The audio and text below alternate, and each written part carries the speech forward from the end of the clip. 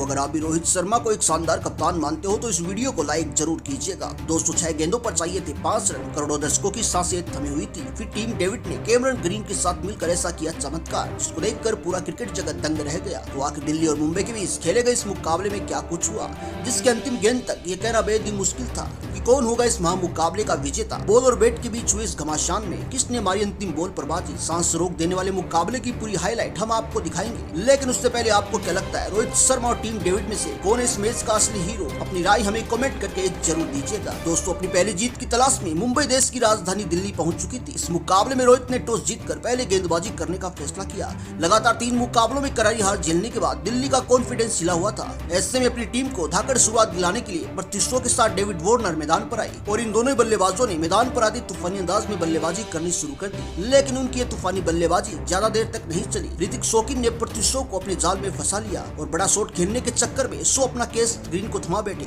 ऐसे में ऋतिक ने प्रतिष्ठों को 15 के स्कोर पर चलता किया। उनके आउट होने के बाद बल्लेबाजी करने आए मनीष पांडे ने भी वहीं से शुरुआत की जहां से शो ने छोड़ा था। वे बेहद ही आक्रामक अंदाज में बल्लेबाजी कर रहे थे। डेविड वार्नर और मनीष पांडे के बीच शानदार साझेदारी देखने को मिली और ऐसा लगा कि ये दोनों ही मुंबई के गेंदबाजों की धज्जियां उड़ा के रख देंगे। लेकिन उसके बाद पीयूष चावला दिल्ली के लिए काल बनकर सामने आई। आपको बता दें, पीयूष चावला ने अपनी फिरकी से दिल्ली के मध्य क्रम को तहस नहस कर दिया। पहले उन्होंने 26 के स्कोर पर मनीष पांडे को चलता किया और फिर बल्लेबाजी करने आए रोमेन पवेल और ललित यादव भी उनके सामने घुटने टेकने को मजबूर हो गए और ऐसे में 98 के स्कोर पर यादी दिल्ली की टीम पेविलियन की शोभा बढ़ाने लौट चुकी थी। अब यहाँ से दिल्ली का 150 तक पहुँचना भी मुश्किल लग रहा था। लेकिन तभी मैदान पर आते अक्षर पटेल, उन्होंने मैदान पर आते ऐसा कोहराम मचाया जिसको देखकर हर कोई दंग रह गया और केवल 25 गेंदों पर ही उन्होंने तूफानी पारी खेलकर अपनी टीम की दमदार वापसी करा दी। हालांकि 54 के स्कोर पर बेरेंड्रोफ ने अक्षर को चलता किया। अक्षर की तूफानी पारी में 4 चौके तो वही 5 छक्के शामिल थे और यहाँ से एक बार फिर दिल्ली की पारी मुंबई के सामने घुटने टेक गई। 51 के स्कोर पर डेविड वार्नर को भी उन्होंने चलता किया, जिसका नतीजा ये हुआ कि 172 के स्कोर पर दिल्ली की टीम ढेर हो गई। अब 173 रनों का पीछा करने उतरी मुंबई की ओर से रोहित शर्मा के साथ ईशान किशन मैदान पर उतरे और इन दोनों बल्लेबाजों ने मैदान पर आते ऐसा कोहराम मचाया जिसको देखकर डेविड वार्नर की आंखें तो फटी की फटी रह गई। इन दोनों बल्लेबाजों ने अपनी टीम को तूफानी शुरुआत दिला दी थी। उन्होंने दिल्ली के गेंदबाजों की धज्जियां उड़ाते हुए अपने तेवर पूरी दुनिया को दिखा दिए और 6 ओवरों में मुंबई का स्कोर 68 के पार पहुंच गया था और ऐसा लगा कि मुंबई बड़ी आसानी से इस मुकाबले को अपने नाम कर लेगी। लेकिन तभी होता है बहुत बड़ा पलटवार। ईशान किशन 31 के स्कोर पर रन आउट हो जाते हैं। उनके आउट होने के बाद बल्लेबाजी करने आए तिलक वर्मा। अब यहाँ से मुंबई को जीत के लिए केवल 100 रनों की दरकार थी। सूर्य कुमार यादव भी पहली गेंद पर चलते बने, लेकिन तिलक वर्मा 41 रनों की पारी खेलकर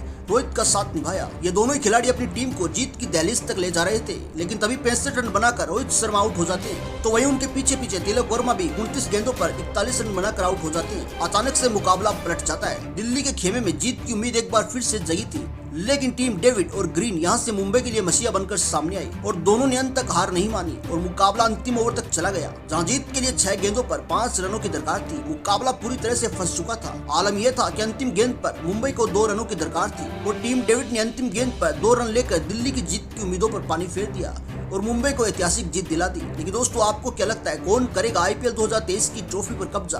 कमेंट करके अपनी राय हमें जरूर दीजिएगा।